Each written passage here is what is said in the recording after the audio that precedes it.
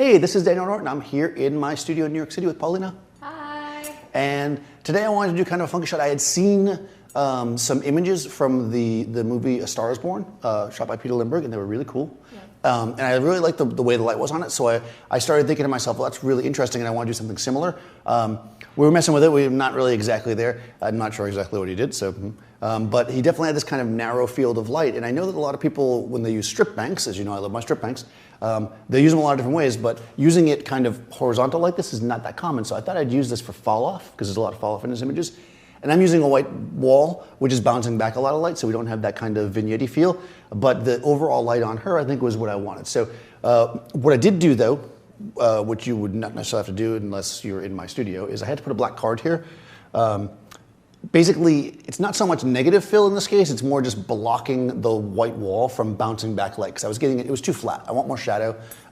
So what we're essentially getting is kind of a hard-ish light from a softbox, because we're backing it up, and it's going to be a little bit skewed. It's going to be more on her, and then fall off towards her legs as we go through it. And we're going to shoot it, and we'll see what we get, right? Simple enough? Yeah. All right, good. So I've got the Nikon Z6. I've just had my 24-70 on here. I'm set at 6.3. So that should give us a proper exposure with this Profoto light. Let's turn it on, and we'll do a test. I'm going to come in close first so you guys can see. So go closer to the wall for me. Yeah, there we go. So this is a nice shot of her face.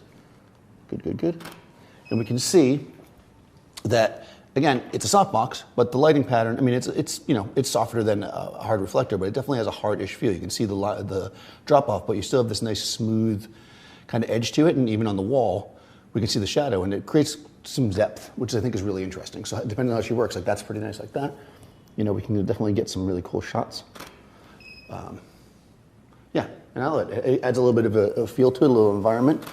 Hard light can be really nice depending on your subject, and what they look like.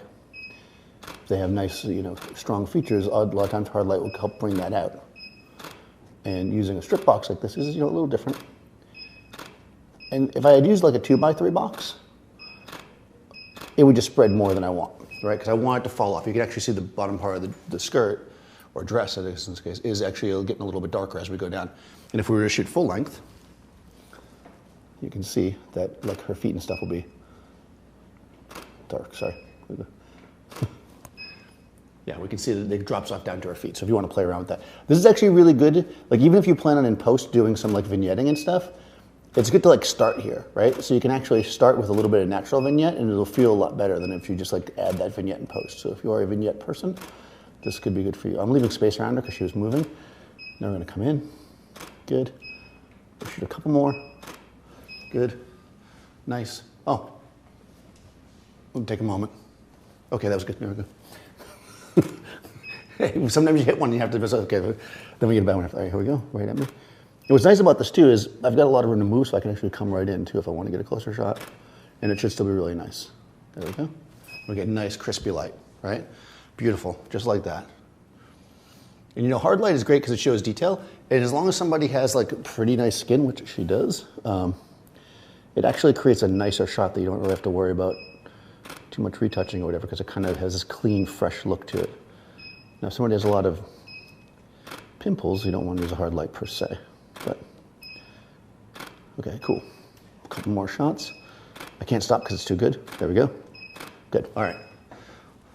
Can always tell when I like something because I shoot too many pictures. All right, so, awesome. Good job, as always.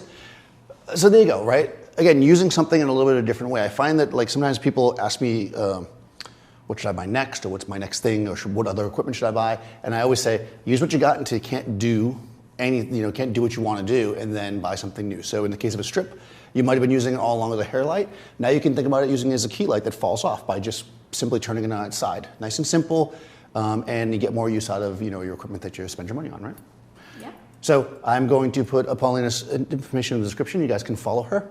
Be sure to follow me, Daniel Norton Photographer. Subscribe to Adorama TV, hit the bell and all that. And I'll see you next time on set.